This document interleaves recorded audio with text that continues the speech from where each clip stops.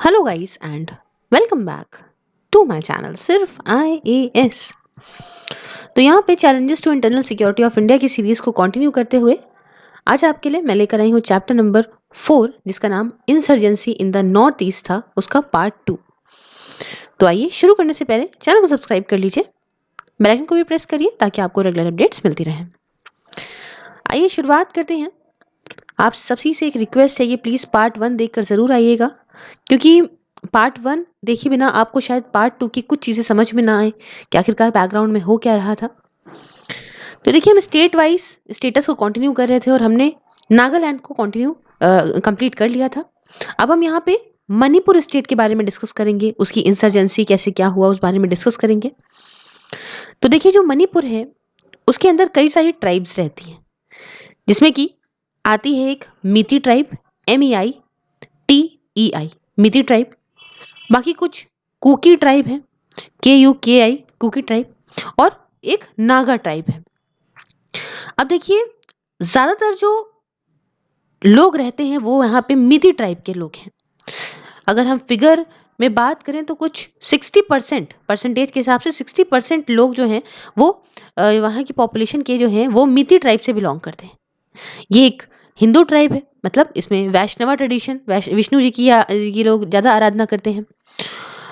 लेकिन सारे ऐसे नहीं हैं, कुछ मीती ट्राइब के लोग आपके मुस्लिम्स भी देखने को मिलेंगे, कुछ क्रिश्चियन भी देखने को मिलेंगे, बट ज़्यादातर आपको हिंदू देखने को मिलेंगे। और ये लोग जो हैं वो प्लेन इलाकों में, समतल इलाकों में, प्लेन्स में रहते हैं। वही जगह बाकी की जो दो ट्राइब बच्चों बचती हैं, जैसे कि आपका कुकी ट्राइब हो गई या नागा नागा ट्राइब हो गई, ये सारी आपको हिल्स वाले इलाके में देखने को मिलेंगी। तो ये तो हमने आपको बताया कि आखिरकार कौन कौन से लोग, किस किस तरह के लोग यहाँ पे रहते हैं, कौन कौन सी ट्राइब्स रहती हैं। अब हम आपको एक बात बताना चाहते हैं कि ये आखिरकार इंसर्जेंसी जो है, जो ये अलगाव करने की बातें हैं, ये इतना बवाल है, शुरू कब से हुआ। तो ये बात कुछ 1964 से थी। 1964 में इस बात की शुरुआत हुई। और आप जानते हैं मणिपुर आज की डेट में एक अलग स्टेट है, और ये अलग स्टेट कब बना था? 1972 में। तो देखिए, बन गया था, लेकिन ऐसा कुछ चीज़ें थी नहीं। बट 1978 के बाद काफ़ी ऐसे बवाल होना शुरू हो गए कि ये हुआ कि अब इंडिया से हमें अलग होना है, ऐसा करके। और बहुत सारे ऐसे ग्रुप्स फॉर्म हुए जिन्होंने कोशिश करी कि हम इंडिया से मणिपुर को अलग कर दें। तो देखिए, आज की डेट में यहाँ पे 34 कुछ 34 ग्रुप्स ऐसे देखने को मिलेंगे, जिसमें कि कुछ ऐसे भी हैं, सारे के सारे बवाल नहीं करते, आग नहीं लगाते, सारे के सारे ऐसा धरना प्रदर्शन नहीं करते। कुछ बहुत ही शांति से भी डिमांड करते हैं कि हमको इंडिया से अलग कर दो। समझ रहे हो आप? तो ये बात कुछ 1999 की है, 1999 की है। उस समय क्या था कि कुछ ऐसे ग्रुप्स जो है जाके मिल गए थे, एक बड़ी ऑर्गेनाइजेशन के तौर पे उन्होंने काम किया था, जिसे हम लोग कहते हैं, वहाँ पे समझिएगा, यहाँ पे देखिए, यहाँ पे हम पूरी जो भी समझाते हैं, जो भी चैप्टर समझाते हैं, मेरा हमेशा से एक मुद्दा रहता है कि मैं उसको स्टोरी के फॉर्म में इसको प्रेजेंट करूँ आपके सामने, कि आप एक गॉसिप की तरह चीज़ों को समझो और आपको इंटरेस्ट बना रहे। तो प्लीज़ आप भी उतना ही सपोर्ट करिएगा और इसको एक गॉसिप की तरह, एक स्टोरी की तरह ही समझिएगा, कि आप किसी से बात कर रहे हो या आप किसी को कहानी सुना रहे हो। समझ रहे हो? या कोई परपंच कर रहे हो कि अच्छा वहाँ ऐसा हुआ था, ऐसा हुआ था। समझे? तो बात कुछ 1999 की है कि इनमें से जो कुछ ग्रुप्स थे वो जाके मिल गए एक बड़ी ऑर्गेनाइजेशन में, और ऑर्गेनाइजेशन का नाम था मणिपुर पीपल्स लिबरेशन फ्रंट। समझिए, यहाँ पे इसको याद करने का कोई जो है बहुत ही टफ नहीं है। ऐसे समझिए कि मणिपुर की जनता, मणिपुर पीपल लिबरेशन मतलब आज़ादी फ्रंट, ठीक है? बस, तो मणिपुर की जनता को आज़ादी दिलानी है तो नाम रख दिया गया मणिपुर पीपल्स लिबरेशन फ्रंट। तो इसमें ऐसे कुछ ग्रुप्स जाके मिल गए, और इनमें से कुछ ग्रुप्स वो के नाम बताऊं जो इसमें बने थे। उनका नाम था आपका यूनाइटेड नेशनल लिबरेशन फ्रंट। उसके बाद आपका एक ग्रुप था, वो था people revolutionary party of Kangleipak, जिसे हम लोग प्री पैक भी बोलते थे, और people's liberation army of Manipur. तो ये सब मिलजुल के आपस में एक इन्होंने बना लिया था, और उसका नाम क्या रखा था, मैंने आपको बताया, मणिपुर पीपल्स लिबरेशन फ्रंट।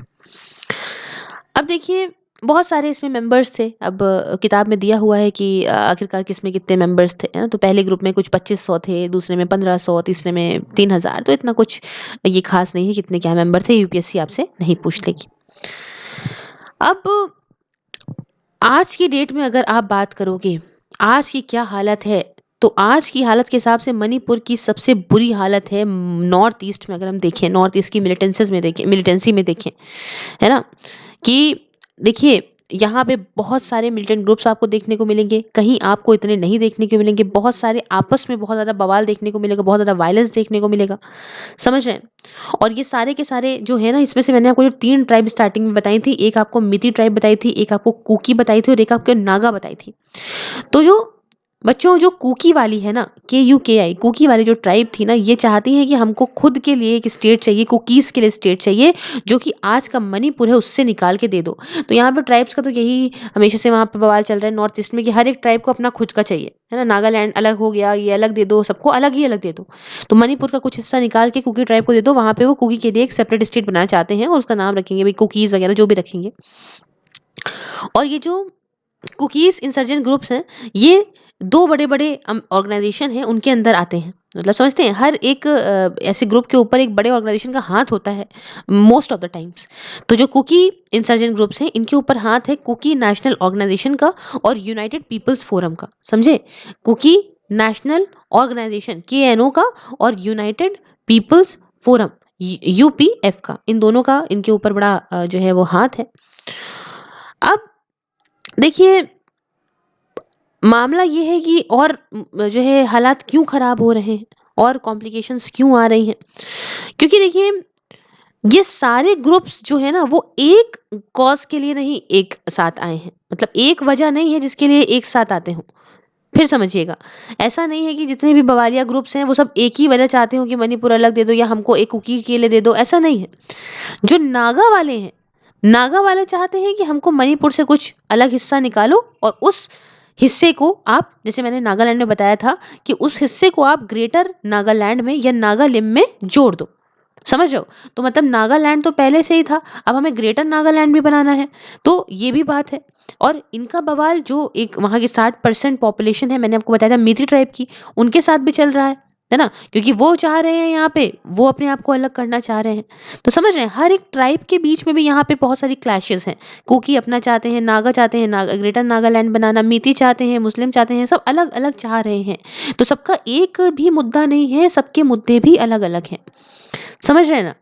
तो इसकी वजह से वहाँ की जो लोकल पॉपुलेशन है उसको भी बहुत ज़्यादा प्रॉब्लम होती है। भई आपस में ही जो शांति चाहते हैं उनको भी बहुत दिक्कत होती है ना?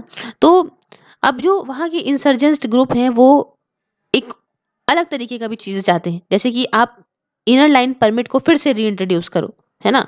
ताकि नॉन लोकल पॉपुलेशन अब यहाँ पे आ ही ना सके। समझ रहे हैं? बाहर के लोग आ ही ना सकें बिल्कुल भी। हुँ?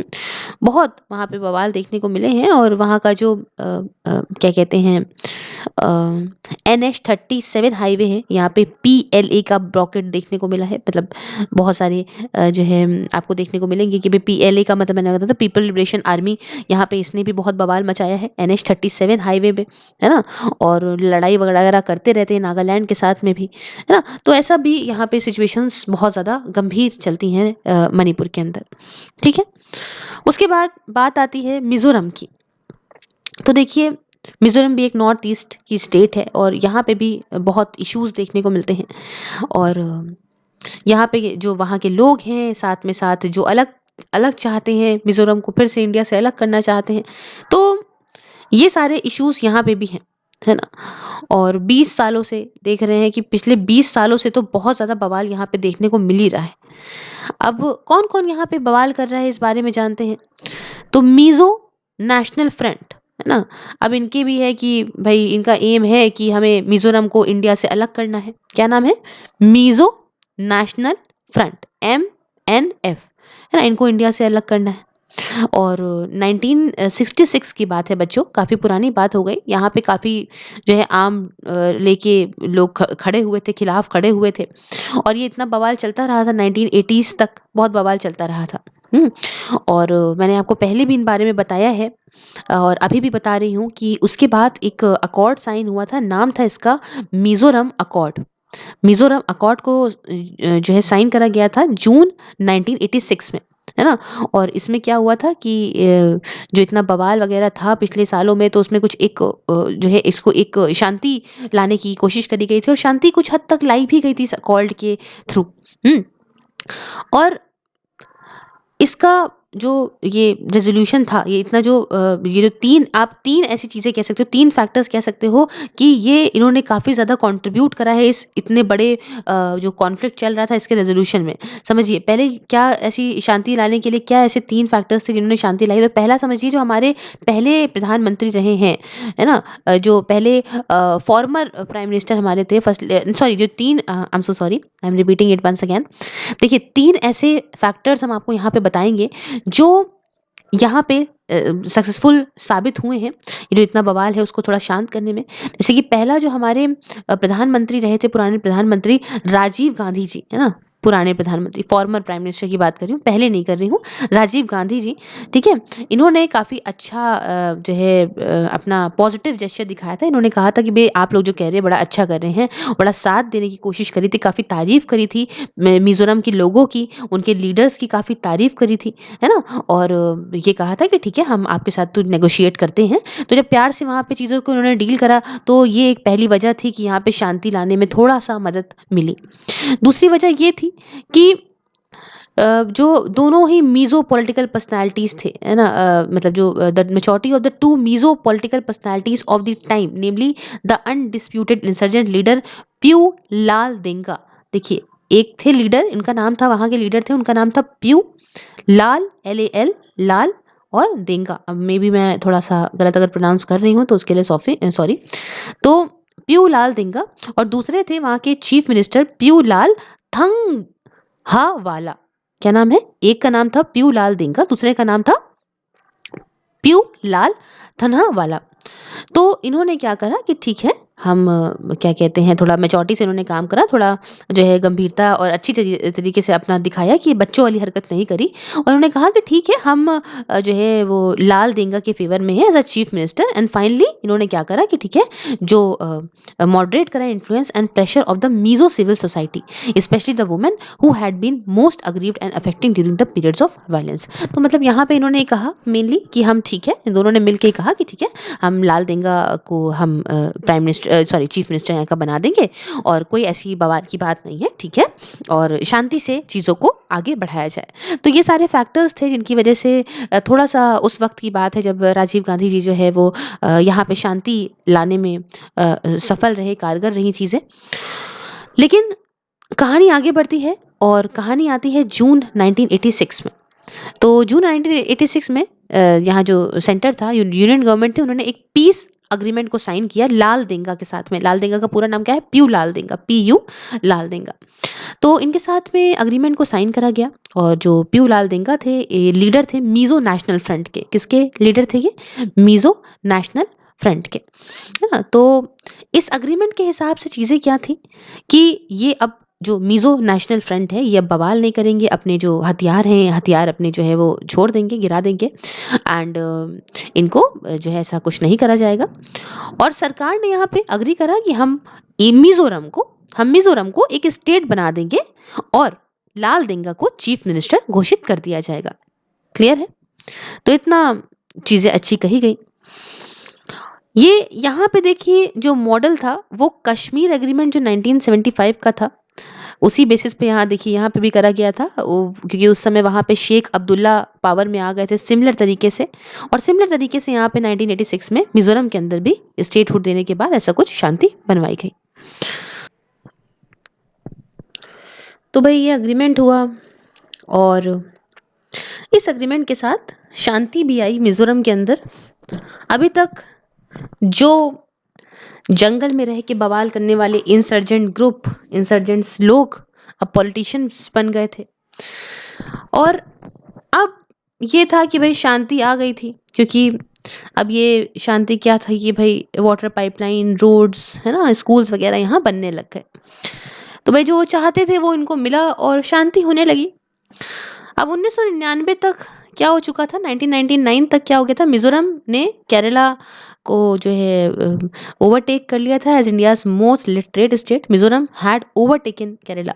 मतलब यहाँ पे मिजोरम के अंदर इतनी ज़्यादा जो है वो लिटरेसी आ गई थी कि केरला से भी ज़्यादा आ गई थी, है ना? और मिजोरम एक सबसे ज़्यादा लिटरेट स्टेट भी बन गया था 1999 तक। अब इतनी शांति रही, मिज़ोज़ समझ रहे थे। अब Mizos are learning the official language Hindi and watching and playing the popular game cricket. अब ये ऑफिशियल लैंग्वेज हिंदी को भी मिज़ो जो लोग थे, मिज़ोज़ जो थे वो पढ़ना शुरू कर रहे थे, समझना शुरू कर रहे थे और अब क्रिकेट भी देखना उन्होंने शुरू कर दिया था। अब इंग्लिश भी बहुत अच्छी बोलते थे। इंग्लिश क्यों अच्छी बोलते थे? क्योंकि स्टेट्स की खुद की लैंग्वेज ऑफिशियल लैंग्वेज इंग्लिश थी। तो जो जवान-जवान जो यंग मीज़ोज़ थे या आदमी थे एज़ वेल एज़ औरतें थीं, सब कुछ ये काफ़ी ज़्यादा जो है इनको फ़ायदा मिलने लगा। क्यों फ़ायदा मिलने लगा? देखो भई, होता क्या है कि तुम्हें अगर चाइनीज़ आती है, तुम्हें जापानीज़ आती है, तुम्हें अगर ऐसी कोई भी लैंग्वेज आती है, तो तुम उन कंट्री में जाते हो आप और उस कंट्री में जाके वहाँ की जॉब ले सकते हो क्योंकि आपको वहाँ की लैंग्वेज आती है, वहाँ समझ सकते हो, जान सकते हो। और सेम ये मिज़ोज़ के साथ भी हो रहा था कि भई उनको इंग्लिश भी आ रही थी, उनको हिंदी भी वो सीख रहे थे, तो उनको इसलिए सर्विसेज़ के उनके बहुत सारे जो है वो रास्ते खुल रहे थे और सर्विस सेक्टर, होटल्स के अंदर, एयरलाइंस के अंदर इनको बहुत जॉब मिलने लगी। और जो मिज़ोरम के चीफ मिनिस्टर थे उस समय के, ज़ोरमथंगा, है ना? ये इन्होंने कहते हैं spoke of making his territory the Switzerland of the east. इन्होंने कहा कि हम मिज़ोरम को स्विट्ज़रलैंड ऑफ द ईस्ट बनाएँगे, है ना? हम इतना अच्छा, इतना ऊपर लेके जाएँगे। इनके दिमाग में, इनके विज़न में ये था कि यहाँ पे टूरिस्ट आएगा, पूरे वर्ल्ड से आएगा, इंडिया से तो आना ही आना है, भई यूरोप से आएगा, और हमारी इकोनॉमी भी बहुत ज़्यादा बढ़ेगी। आस-पास के लोग आएँगे, आस-पास की कंट्री के जैसे कि बर्मा से, बांग्लादेश से सब आएँगे। और मिज़ोज़ जो है, मिज़ोरम जो है वो सप्लाई करेगा इन सारी कंट्रीज़ को, फ्रूट्स देगा, इन सारी कंट्रीज़ को वेजिटेबल्स देगा, है ना? और फिश वगैरह, चिकन वगैरह उनसे बदले में खरीदेगा भी। तो ऐसे कुछ इनकी बहुत अच्छी सोच थी और अब ये चाहते थे कि हम सरकार के साथ जो है वो एक सेटलमेंट करें सरकार के साथ, नागा के साथ और असम के जो रिबल्स हैं उनके साथ भी। क्योंकि भई इतना जो है शांति अगर रहेगी, अच्छे से अगर हम सबके साथ रहेंगे तो शांति जहाँ रहती है वहाँ से ट्रेड भी बहुत अच्छे से होता है, क्योंकि जहाँ पे शांति रहती है वहाँ पे लोग चाहते हैं कि उनके साथ ट्रेडिंग करें क्योंकि वहाँ पे स्टेबिलिटी बहुत ज़्यादा रहती है। अब भई ये जो एक बार कभी सेपरेटिस्ट हुआ करते थे, ये हट गए, है ना? और अब तो किसी ज़माने में ये चाहते थे कि इंडिया से अलग होना, लेकिन इन्होंने वही बाद में सोचा कि हम अच्छा मिज़ोरम को बनाएँगे। ख़ैर, अब स्टेट और आगे बढ़ते हैं, मिज़ोरम के बाद हम बात करेंगे यहाँ पे मेघालय के बारे में। तो मेघालय में इतना ज़्यादा इंसर्जेंसी हमने नॉर्थ ईस्ट के अंदर नहीं देखी है और प्रॉब्लम्स मेघालय में यूँ हैं क्योंकि वहाँ की जो ट्राइब्स रहती हैं, है ना? और वहाँ के जो नॉन ट्राइबल्स रहते हैं, ट्राइबल्स रहते हैं, ये आपस में ही काफ़ी ज़्यादा डिवाइड हैं, है ना? इनके खुद के यही इश्यूज़ हैं, अपने आइडेंटिफिकेशन के इश्यू हैं, है ना? करप्शन वहाँ बढ़ रहा है, डेमोग्राफी वहाँ चेंज हो रही है। मेघालय के अंदर क्या है कि भई जो वहाँ की ट्राइब्स हैं उनको ये डर है कि पहली चीज़ तो खुद में डिवीज़न है। दूसरी चीज़ कि जो नॉन ट्राइबल लोग हैं वो आ गए या बाहर से लोग जैसे कि बांग्लादेशी वगैरह जो अंदर घुस गए हैं। तो वहाँ की जो डेमोग्राफी है, डेमोग्राफी का मतलब बेसिकली ये होता है कि जो वहाँ के लोग, वहाँ के जो ऐतिहासिक जो लोग वहाँ रह रहे थे, उनमें चेंजेस देखने को मिलते हैं, है ना? तो उनकी प्रॉब्लम यही है कि वहाँ के जो भई बांग्लादेशी वगैरह आ गए हैं, तो यहाँ पे इनको डर है कि भई ऐसा ना हो जाए कि ट्राइबल पॉपुलेशन जो वहाँ की मेन है, वो हट जाए और यहाँ के जो माइनॉरिटी लोग हैं, वो बढ़ के जाएँ यहाँ पे। समझ रहे हैं? तो इसी के चलते यहाँ पे कई सारे ग्रुप्स ने हथियार उठाए हैं और यही एक वजह है। कुछ जो मेन एक्सट्रीमिस्ट ग्रुप है, जो मेघालय के अंदर है, उनके बारे में हम आपको बताना चाहेंगे। जैसे पहला है आपका गारो नेशनल लिबरेशन आर्मी, जिसे हम लोग शॉर्ट फॉर्म में GNLA भी बोलते हैं। दूसरा है आपका अचिक नेशनल वॉलंटियर काउंसिल, मतलब ANVC जिसे बोलते हैं। और तीसरा है आपका हाइन्यू ट्रैप नेशनल लिबरेशन काउंसिल, मतलब आपका जिसे हम लोग HNLC भी बोलते हैं। तो हम तीनों को ही चलिए डिस्कस कर लेते हैं एक-एक करके। तो जो गारो नेशनल लिबरेशन आर्मी है पहली वाली, ये इसका एम क्या है? ये चाहते हैं कि हम एक गारो से, समझ रहे हैं? गारो, तो गारो यहाँ पे हमें एक गारो लैंड बनानी है जहाँ पे गारो के लोग रहेंगे, गारो पीपल रहेंगे, है ना? तो जहाँ पे नाम समझ जाया करिए, उस नाम से आप समझ जाया करिए कि इनको अलग ही कुछ चाहिए होगा। अब इसको किस सन में बनाया गया था? ये कुछ 2009 में इसको बनाया गया था। इसमें कुछ 70 मेंबर्स हैं। ज़्यादातर इसमें से पुराने आपके अचिक नेशनल वॉलंटियर जो काउंसिल है, ये दूसरी वाली, इससे निकल के आए हैं ज़्यादातर इसमें। और लिबरेशन ऑफ अचिक एलीट फोर्स एक था, उससे निकल के आए थे। और national democratic front of Bodoland, तो इन सब के जो मेंबर्स थे उन सब से निकल निकल के लोग इसके अंदर घुसे और इन्होंने बनाया 2009 में गारो नेशनल लिबरेशन आर्मी को। अब इसमें बहुत सारे इसने अटैक करे हैं, बॉम्ब वगैरह फोड़े हैं मेघालय के अंदर, है ना, बहुत बवाल करने की कोशिश करी है। और इनका मेन मुद्दा क्या है कि हमको गारो लैंड बनानी है जहाँ पे गारो लोग रहेंगे। इजी था। दूसरा है अचिक नेशनल वॉलंटियर काउंसिल। इसको, ये पुरानी है, इसको 1995 में फॉर्म किया गया था। और इनको भी अचिक लैंड चाहिए थी गारो हिल्स के अंदर, है ना। अगर हम अभी के हिसाब से देखें तो सस्पेंशन ऑफ ऑपरेशन एग्रीमेंट हुआ था, जिसमें सरकार के बीच में हुआ था, गवर्नमेंट ऑफ इंडिया के बीच में हुआ था और अचिक नेशनल वॉलंटियर काउंसिल के बीच में हुआ था। और ये फोर्स में है 23 जुलाई 2004 से, है ना, कि भैया थोड़ा शांति बना के रखो, है ना। उसके बाद ये इसके बारे में थोड़ा ज़्यादा जानेंगे हम। हाईनी ट्रैप नेशनल लिबरेशन काउंसिल के बारे में, शॉर्ट फॉर्म इसका रहेगा HNLC। तो ये क्या है? ये भी वही मिलिटेंट ऑर्गेनाइजेशन मेघालय के अंदर है। कब बनाया गया था? सबसे पुराना यही है, 1992 में इसको बनाया गया था। और इसमें कहते हैं कि जो खासी और जयंतिया ट्राइब के लोग होते हैं ना, आपने सुना होगा, हमने आपको भाई हिस्ट्री सॉरी ज्योग्राफी में कई बार बताया, गारो खासी जयंतिया, है ना, गारो खासी जयंता, ये जो ट्राइब है इसमें आपका जो खासी और जो जयंतिया टाइप के लोग हैं वो इसके अंदर रिप्रेजेंटेटिव हैं, इसके अंदर मतलब इसके फॉर्म करा है इसको। अब इसका मेन एम क्या है? मकसद ये है कि हमें मेघालय को यहाँ पे जो है वो आज़ादी दिलानी है, फ्री करना है। जो इसमें गारो जो लोग हैं उनका जो इतना ज़्यादा डोमिनेशन है मेघालय के अंदर, उससे आज़ादी दिलानी है। या नॉन ट्राइबल आउटसाइडर, जैसे कि वहाँ पे जो ट्राइबल लोग नहीं हैं, बाहर से आके रह रहे हैं, उनका नाम है दकर्स, या आप खर्स बोल सकते हो, है ना, डी जो है DKHARS, दकर्स वगैरह से आज़ादी दिलानी है, मतलब इन लोग को बाहर निकाल के फेंकना है ना। और ये सब इसका एम था। लेकिन इस जो हाईनी ट्रैप नेशनल लिबरेशन काउंसिल है, इसको सरकार ने 2000 में बैन भी कर दिया था।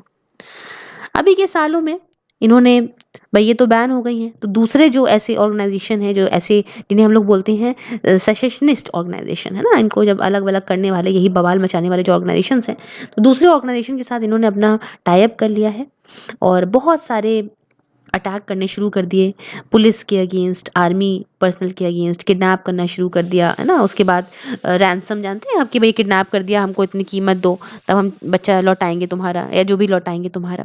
तो ये सब जो है फिरौती मांगना शुरू कर दिया, है ना। और बहुत सारी ऐसे अमीर लोगों को पकड़ा, है ना, उनके खिलाफ जो है उनसे पैसे मांगना शुरू कर दिए। तो ऐसा कुछ इलीगल जो आपके जो माइग्रेंट्स आए बांग्लादेश से, है ना, उनसे भी काफ़ी इनकी चलती रही। लोकल जो वहाँ के ट्राइबल पॉपुलेशन थी उनके बीच में भी बवाल चलता रहा। भाई यहाँ पे क्या और बवाल होता है कि जैसे बांग्लादेशियों से जो आ गए जाते हैं इलीगली, इन्फिल्ट्रेशन इतना ज़्यादा हुआ है उसमें, और जो वहाँ के लोकल लोग हैं उनमें भी बहुत बवाल चलता है कि आप हमारे यहाँ क्यों आ रहे हो, आप हमारी पॉपुलेशन, हमारी डेमोग्राफी को क्यों चेंज कर रहे हो, आप अपने यहाँ रहो। तो मेनली आप समझ रहे हो कि रिलीजन की वजह से प्रॉब्लम नहीं है, यहाँ पे एथनिक टेंशन्स की वजह से प्रॉब्लम है कि जो फालतू के बाहर के लोग आ रहे हैं और वहाँ की जो डेमोग्राफी को चेंज कर रहे हैं। तो लोकल्स और इलीगल इमिग्रेंट्स, इमिग्रेंट्स मतलब, अच्छा, एमिग्रेंट्स और इमिग्रेंट्स का मतलब आप बच्चों जानते होंगे, जिसमें एमी लगता है, इसका मतलब होता है किसी जगह से जो बाहर लोग जाते हैं, ठीक है। और इम्मी जहाँ लगता है, IM जहाँ लगता है, तो वहाँ होता है कि जो अंदर आते हैं। तो जो मेघालय के अंदर बांग्लादेशिया घुस जाते हैं इलीगली, या भाई वहाँ की जो नॉर्मल जो वहाँ की जो पॉपुलेशन है, तो उनके साथ में इनके क्लैशेस होते हैं कि आप ऐसा क्यों कर रहे हो, ठीक है। बहुत सारी एक्टिविटीज़ भी हो जाती हैं, जैसे कि आपका गांजा वगैरह, ड्रग्स वगैरह, कोकीन वगैरह, ये सब भी बड़ा सप्लाई अप्लाई होता है, स्मगलिंग होती है वेपन्स की, नारकोटिक्स की, है ना, ब्लैक मार्केटिंग वगैरह काफ़ी ज़्यादा होती है। और बांग्लादेश और इंडिया के बीच में ही काफ़ी ज़्यादा ऐसी होती है। देखो आप देख रहे हैं यहाँ पे है आपका मेघालय, अब नीचे ही जो है वो बांग्लादेश से बॉर्डर लग जाएगा, तो ये चीज़ काफ़ी ज़्यादा यहाँ पे आपको देखने को मिलेगी। तो ये सारी प्रॉब्लम्स हैं जो देखने को मिलती हैं मेघालय में। तो इतना अफेक्टेड नहीं है बट फिर भी बहुत बड़े लेवल पे है, और नॉर्थ ईस्ट में ये सारी प्रॉब्लम्स देखने को काफ़ी ज़्यादा दिखती हैं। फिर नेक्स्ट स्टेट की बात करेंगे हम, जो कि है हमारी त्रिपुरा।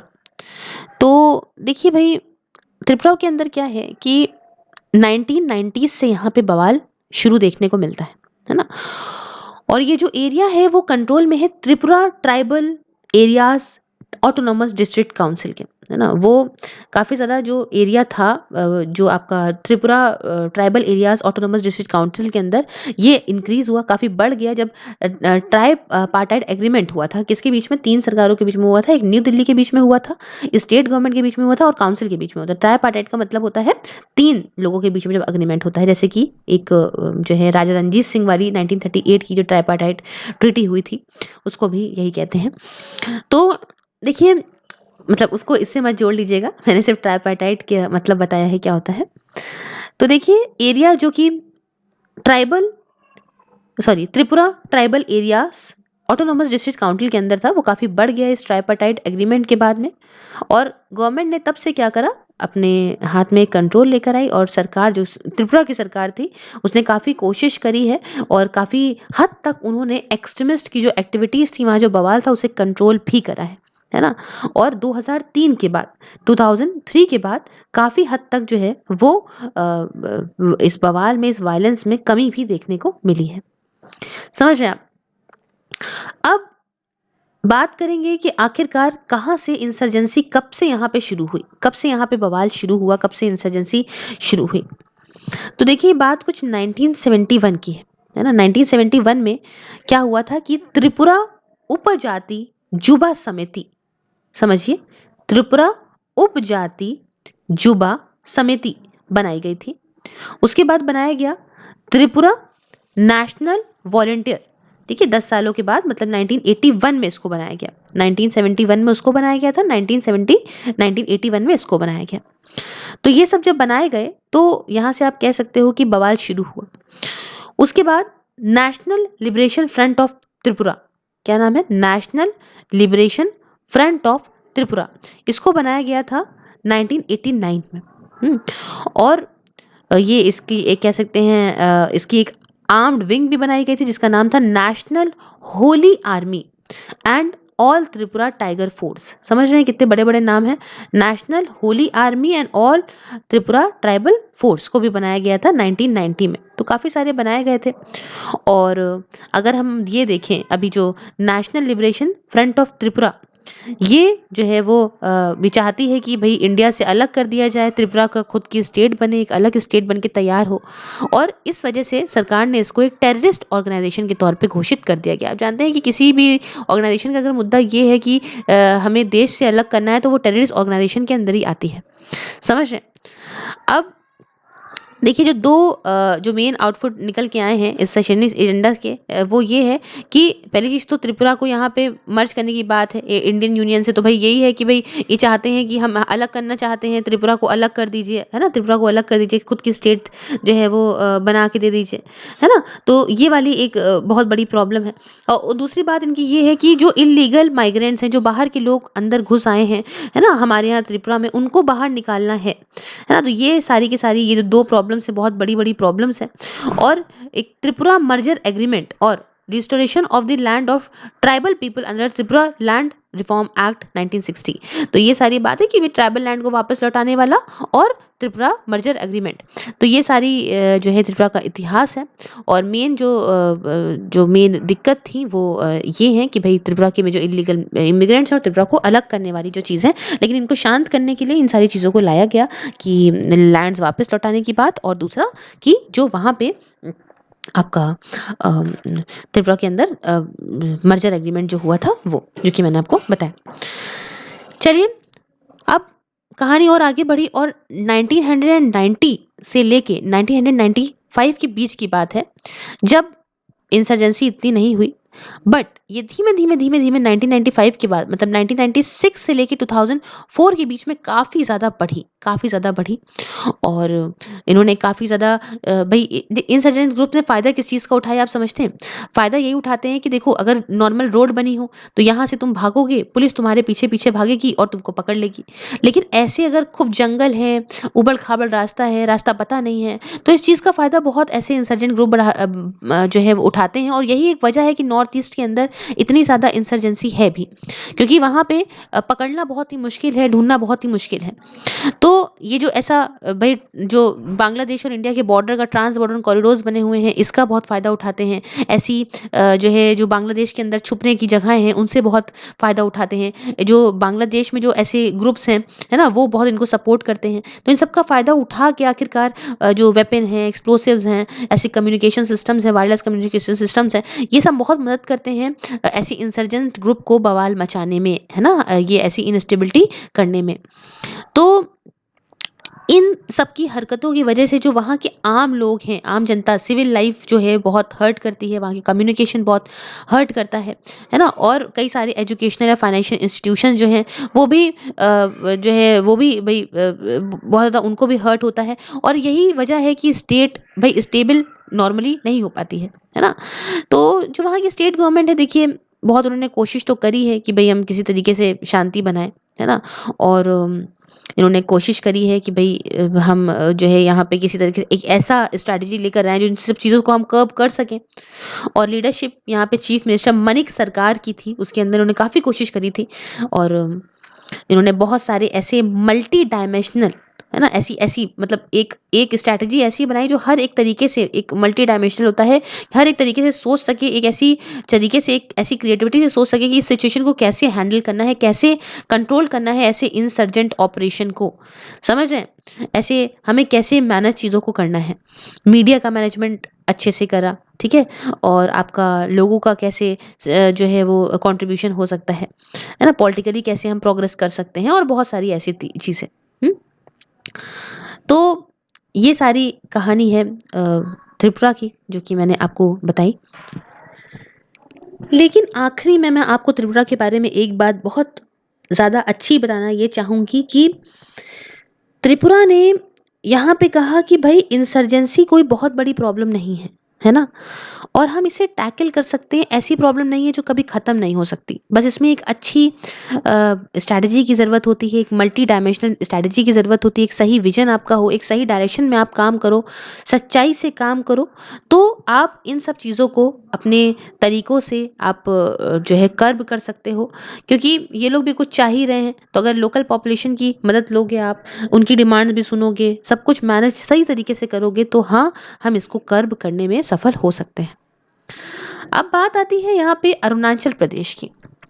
तो देखिए, जो लोग हैं यहाँ पे, है ना?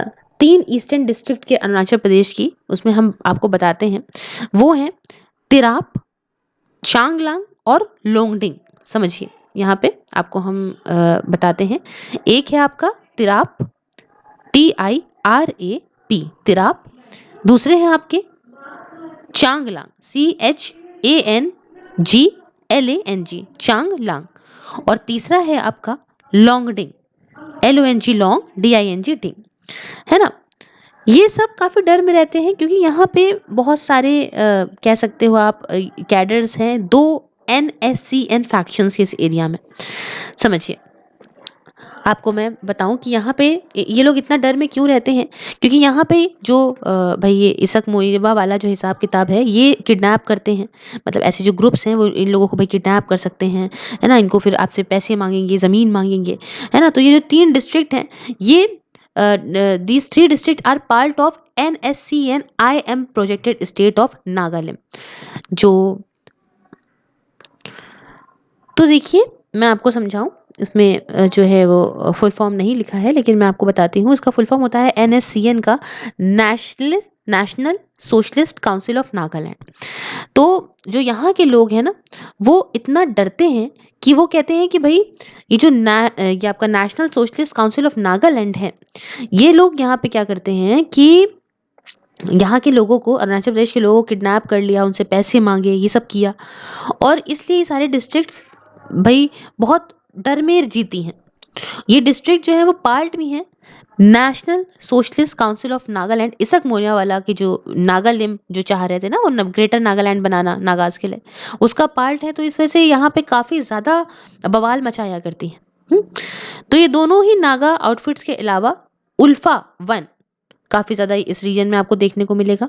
उल्फा 1 यहाँ पे लोहित रिवर जो है ना, लोहित रिवर जो जो ट्रिब्यूटरी है ये, तो ब्रह्मपुत्रा की जो ट्रिब्यूटरी है उसको यूज़ करते हैं, चांगलांग, तिराप डिस्ट्रिक्ट का यूज़ करते हैं, है ना? और इसके अंदर क्या करते क्या हैं, ये म्यांमार के अंदर घुसने की भी बड़ी कोशिश करते हैं। यहाँ इनके बेस कैंप बने हुए हैं म्यांमार के अंदर, ये वहाँ घुस जाते हैं और वहाँ से ये क्या करेंगे कि इन कैंपों में रह के काफ़ी बवाल फैलाएँगे, आसाम तक फैलेंगे, समझ रहे हैं? तो अरुणाचल प्रदेश में काफ़ी अराजकता इन्होंने फैला रखी है। अब साथ ही साथ ये तो रह ही रहे थे।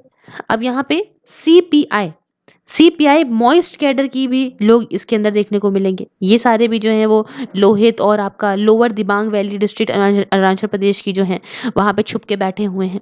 बहुत सारे रिफ्यूजीज, अगर मैं नंबर में आपको बताऊं तो 53,000 बहुत ही स्ट्रॉन्ग चकमा और हजोंग रिफ्यूजी अरुणाचल प्रदेश के अंदर आ गए हैं, है ना? और ये दूसरे फॉरेनर्स के साथ मिलना, तो समझ रहे हैं ना, वहाँ पे बहुत ज़्यादा बुरी हालत है, तभी इतना चाइना भी उसके अंदर घुसा हुआ है।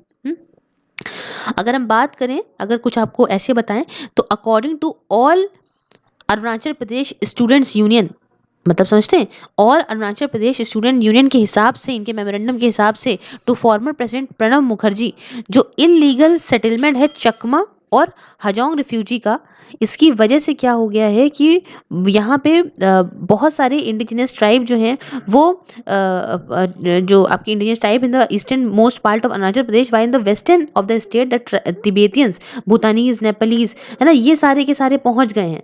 मतलब हर एक तरह के यहाँ पे लोग रहने लग गए हैं, और जो वहाँ के लोग थे, मतलब बांग्लादेश इस वगैरह के साथ ये भी टेंशन क्रिएट कर रहे हैं, और वहाँ के जो ओरिजिनल लोग थे उनके साथ में प्रॉब्लम हो रही है। तो आप समझ रहे हैं यहाँ अरुणाचल प्रदेश की हालत बहुत ही ज़्यादा गंभीर है कंपैरेटिवली टू अदर स्टेट देखें तो। हालांकि हर ही स्टेट नॉर्थ ईस्ट की अफेक्टेड है, लेकिन अरुणाचल प्रदेश में भी बहुत ज़्यादा आपको ये सब चीज़ें देखने को मिलेंगी।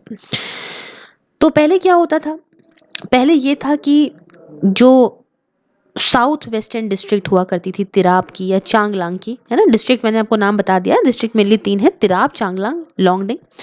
तो पहले क्या था कि जो तिराप की और चांगलांग की जो साउथ वेस्टर्न डिस्ट्रिक्ट थी, आपका नागालैंड की जो प्रॉक्सिमिटी में आया करती थी, ये काफ़ी ये थी कि भाई जो है एनएससीएन, मतलब national socialist council of Naga land जो थी, उनके लिए काफ़ी ज़्यादा ये बहुत सही थी, इनके लिए ये बहुत अराजकता इन्होंने लगी थी यहाँ पे। वाइल जो खापलांग वाला फैक्शन था, मैंने बताया ना, एक तो इसाक मोइना मोइवा वाला है ना, आपने प्लीज़ पार्ट 1 देख कर आइएगा, पार्ट 1 में सब मैंने बताया है आखिरकार कौन कौन से सजेस्ट ग्रुप हैं, तो आपको ये वाला एनएससीएन के बारे में वहाँ पे पूरी चीज़ें मिल जाएंगी, है ना? अब तो पहले तो ये सब रहती थी, अब बाद में क्या हुआ, जो खापलांग एनएससीएन के, देखिए एनएससीएन आई एम अलग है, एनएससीएन के अलग है ना? और ये कंफ्यूजन दूर करना है तो पार्ट 1 देखिए, क्योंकि मैं पूरा पूरा फिर से यहाँ पे डिस्कस नहीं कर सकती, फिर से करूँगी तो वीडियो बहुत ज़्यादा लंबी हो जाएगी, है ना? तो एनएससीएन के जो है, इन्होंने अपना जो है ये टेरिटरी के अंदर, ये अरुणाचल प्रदेश के अंदर 1990s में घुसे, है ना?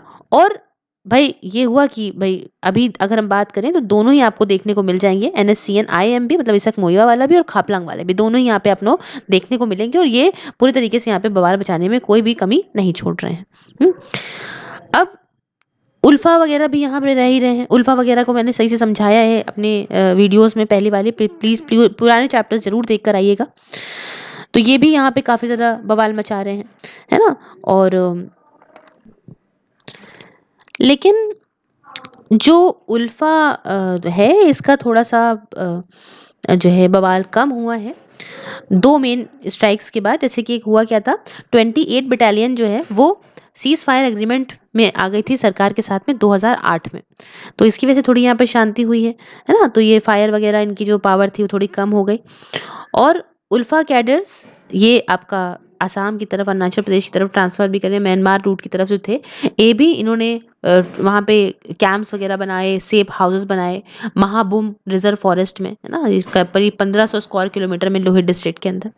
तो थोड़ी सी शांति है, बट लेकिन यहाँ पे फिर भी काफ़ी हद तक बहुत ज़्यादा बवाल है, बहुत सारी चीज़ें हैं जो नॉर्मल नहीं हैं अरुणाचल प्रदेश के अंदर। उसके बाद हम बात करेंगे, काफ़ी बड़ा इशू है असम का, और असम को समझना हमारे लिए बहुत इम्पोर्टेंट है, क्योंकि अक्सर न्यूज़ में हम असम के बारे में देखते हैं चीज़ें, बहुत ज़्यादा ज़रूरी है इसको समझना। हर एक फ्रेंड्स इसको समझेंगे, आइए जानते हैं। तो भाई नागालैंड को डिस्कस करने से पहले हम बैकग्राउंड में चलेंगे, और बैकग्राउंड में I am so sorry Assam को डिस्कस करने से पहले हम असम के बैकग्राउंड में चलेंगे और पहले असम के बारे में जानेंगे कि आखिरकार क्या हुआ था, किस तरीके से वहाँ पे ये इंसर्जेंट ग्रुप्स आए और शुरुआत हुई। तो देखिए, नागालैंड के बाद आसाम को माना जाता है कि सबसे ज़्यादा यहीं पे ही वॉलेटाइल स्टेट है ये नॉर्थ ईस्ट के अंदर। और भाई हुआ क्या था कि 1979 की शुरुआत में ऐसा हुआ कि वहाँ के जो कुछ लोग रहते थे आसाम के अंदर, जो वहाँ के खुद के लोग थे, वहाँ के जो इंडिजीनियस लोग थे, उन्होंने डिमांड करा कि भाई देखो, जो बाहर से इलीगल इमिग्रेंट्स आ गए हैं हमारे यहाँ अंदर घुसा, क्योंकि आसाम ने देखिए बहुत झेला है। ज़्यादातर जो हिस्सा है वो आसाम से निकाल निकाल के बहुत सारी स्टेट्स को दिया भी गया है। तो भाई उन्होंने कहा कि भाई ऐसे जो इलीगल इमिग्रेंट्स हैं उनको हटाया जाए, है ना, ये बांग्लादेश से जो फालतू में आ गए हैं तो उनको हटाया जाए, और क्या कहते हैं, तुरंत भेजा जाए वापस बांग्लादेश। और ये मूवमेंट कौन चला रहा था? चला रहे थे ऑल असम स्टूडेंट्स यूनियन। और ये बहुत शांति से चलाया गया, सत्याग्रह, बॉयकॉटिंग करके, पिकेटिंग करके, है ना, और अरेस्ट कर आके खुद को, जैसे कि गांधी जी ने कहा था, उस हिसाब से मामला यहाँ पे हुआ। गांधी जी ने मतलब इसके लिए नहीं कहा था, गांधी जी ने जैसे कि उस समय कहा था सत्याग्रह वगैरह के लिए। तो इस तरह से इन्होंने बहुत ही अहिंसा का सहारा लेके इन्होंने इस तरीके से इस मूवमेंट को चलाया था। अब देखिए, कुछ लोग बवाल करते गए, पुलिस स्टेशन जाते गए, है ना। इलेक्शंस उसके बाद हुए 1983 में, ठीक है, ये हम आसाम की कुछ आपको बैकग्राउंड स्टोरी समझा रहे हैं। इलेक्शन हुए 1983 में, और ये इलेक्शन जो है वो अपोज करे गए बाय मूवमेंट लीडर्स। जो मूवमेंट के लीडर्स थे उन्होंने इन इलेक्शंस को अपोज करा, है ना, और इसके खिलाफ खड़े हुए, और इसकी वजह से बहुत बड़े लेवल पे बवाल होना शुरू हो गया। और ये मूवमेंट जो था वो फाइनली खत्म हो गया जब इसके लीडर ने एक अग्रीमेंट को साइन कर लिया, जिसे हम लोग, बहुत फेमस है, अक्सर न्यूज में रहता है, कई सारी बार करंट अफेयर्स में भी आपने पढ़ा होगा, असम अकॉर्ड, है ना। असम अकॉर्ड को साइन किया गया था 1985 में। 15 अगस्त का दिन था, 15 अगस्त 1985 में साइन किया गया था, जो है ये जो लीडर्स थे उनके बीच में और सेंट्रल गवर्नमेंट के बीच में। अब इस असम अकॉर्ड के अंदर क्या दिखा हुआ था, आइए इस बारे में जानते हैं। तो इसके अंदर जो प्रोविजंस थी इस अकॉर्ड के हिसाब से वो ये था कि जो भी व्यक्ति, जो भी इंसान इस स्टेट के अंदर, असम की स्टेट के अंदर इलीगली आया है जनवरी 1966 से लेके मार्च 1971 के बीच में, वो तो यहाँ पे रहेगा, रहने की इसकी इजाज़त दी जाएगी, लेकिन यहाँ पे इनको 10 सालों के लिए, ये यहाँ पे जो है वो 10 सालों के लिए इनके पास हक नहीं होगा वोटिंग का, राइट टू वोट इनको नहीं दिया जाएगा। कब से कब तक? जनवरी 1966 से लेके मार्च 1971 के बीच में आप रह सकते हो, बट आप 10 सालों के लिए वोटिंग नहीं कर पाओगे। उसके बाद जो लोग 1971 के बाद आए हैं उनके साथ बवाल था, ठीक है, इनको यहाँ से हटाया जाएगा। और 1985 नवंबर में क्या हुआ कि एक चेंज लाया गया, एक अमेंडमेंट लाया गया इंडियन सिटीजनशिप लॉ में। किसमें लाया गया? इंडियन सिटीजनशिप लॉ में लाया गया। और इसमें क्या हुआ, इसने अलाउ कर दिया कि जो नॉन सिटीजन हैं, जो असम के अंदर आए हैं 1961 से लेके 71 के बीच में, है ना, इनके पास सारे ही राइट्स होंगे सिटीजनशिप के, except the right to vote, ठीक है, अगले 10 सालों के लिए, for the period of 10 years. तो ये सब मामला यहाँ पे चला, असम अकॉर्ड साइन हो गया, क्लियर है। अब भाई कई सारी ऐसी ऑर्गेनाइजेशन थी जिन्होंने क्या करा कि एडवोकेट करा असम की इंडिपेंडेंस को, अब कि हमको असम को आज़ादी दिलानी है।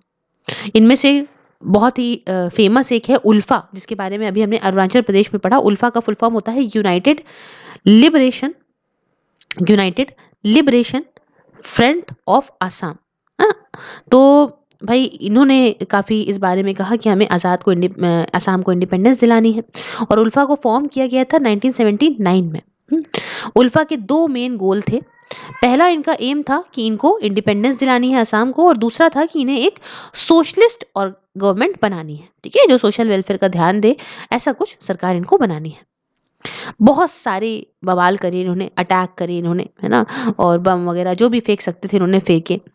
और इन्होंने बहुत सारे जो पॉलिटिकल ओपोनेंट्स थे उनको मारा भी, पुलिस पे अटैक करा, सिक्योरिटी फोर्सेस पे अटैक करा, ब्लास्ट करवाए, रेल रोड ट्रैक्स को बर्बाद कर दिया, है ना? अटैक्स कराए, बहुत बिल्डिंग्स पे अटैक कराए, बहुत इन्होंने बवाल करा। और ऐसा माना जाता है कि इनके काफ़ी ताल्लुकात थे ये nationalist socialist council of Nagaland के साथ में और नक्सलिस्ट के साथ में, तभी तो इनको इतनी पावर मिल रही थी। ये भी माना जाता है कि ये भूटान में बैठ के इन्होंने बहुत सारे बवाल यहाँ पे असम के अंदर कराए हैं, है ना? ऊपर ही यहीं पे बैठ गए, ये देखिए भूटान ऊपर ही तो है, तो यहाँ से भी बैठ के इन्होंने काफ़ी सारे बवाल असम के अंदर कराए हैं।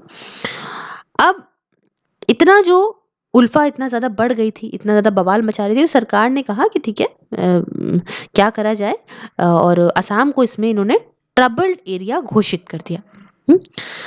Under pressure from new Delhi, Bhutan ने एक बड़ा ऑपरेशन चलाया कि अब भाई क्या हुआ कि अब ये सब भाई सरकार ने अपनी तरफ से लेना शुरू करा एक्शन, और यहाँ पे न्यू दिल्ली से असम, यहाँ भूटान से बैठ के जो बवाल मचा रहे थे, भूटान को फोर्स किया गया कि अब यहाँ से उल्फा के जितने भी मिलिटेंट्स हैं उनके टेरिटरी में रह के बवाल मचा रहे हैं उनको भी उठा के बाहर फेंक दीजिए आप, है ना? इनको भी यहाँ से भगाइए। चलिए, ये सब हुआ और भूटान की सरकार ने वैसे ही करा।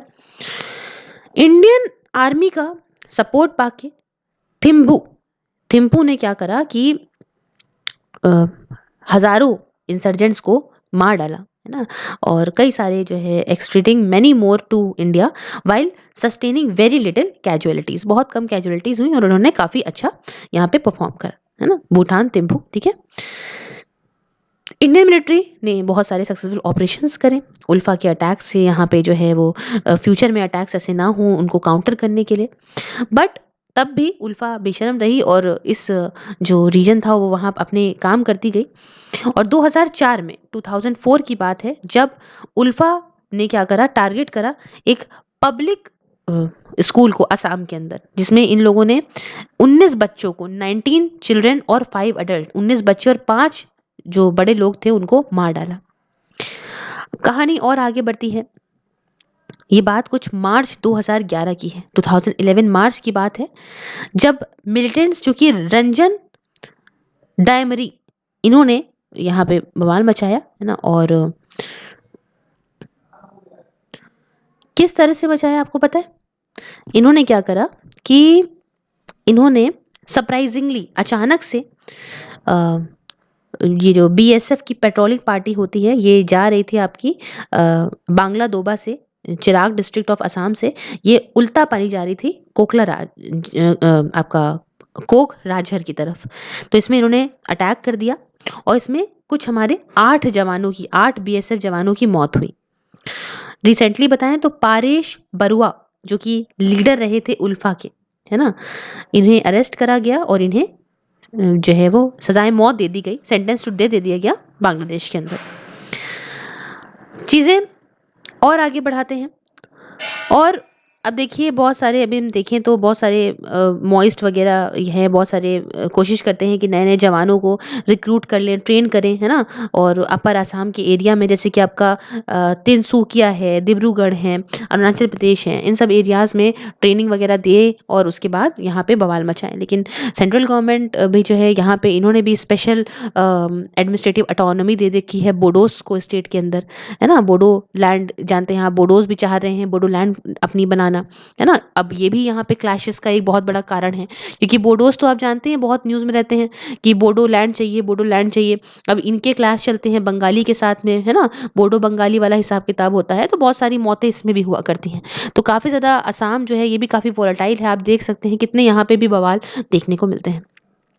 अब उसके अंदर देखिए कुछ आपको और बातें बताएं कामता पुर लिबरेशन ऑर्गेनाइजेशन के बारे में। तो देखिए कामतापुर लिबरेशन ऑर्गेनाइजेशन एक मिलिटेंट ऑर्गेनाइजेशन है नॉर्थ ईस्ट इंडिया के अंदर। मेन इसका मुद्दा ये है कि हमें निकालना है सेपरेट कामतापुर नेशन को, इंडिया से कामतापुर नेशन को निकालना है। जैसा नाम वैसा काम वाला हिसाब किताब है, निकालना है। और ये है कि इसमें जो प्रपोज स्टेट है, जो स्टेट बनाने की बात कही जा रही है, इसमें 6 डिस्ट्रिक्ट की बात होगी, जिसमें वेस्ट बंगाल होंगी और 4 और कॉन्टिजियस डिस्ट्रिक्ट होंगी आसाम की, है ना? जैसे कि जो जो आपकी सेंटर करेंगी कूच बिहार में, जो अभी की बंगाल है उसके अंदर। बहुत सारे मूवमेंट्स इसके भी हुए, शुरुआत हुई 12th सेंचुरी में, है ना। भाई कि कामतापुर को अलग आइडेंटिटी देने की बात हुई।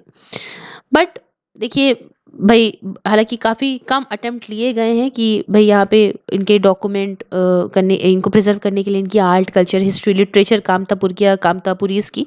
बस ये है कि अलग दे दो, अलग दे दो, अलग दे दो, समझ रहे हैं। दूसरी बात है Bodoland issue and the national democratic front of Bodoland.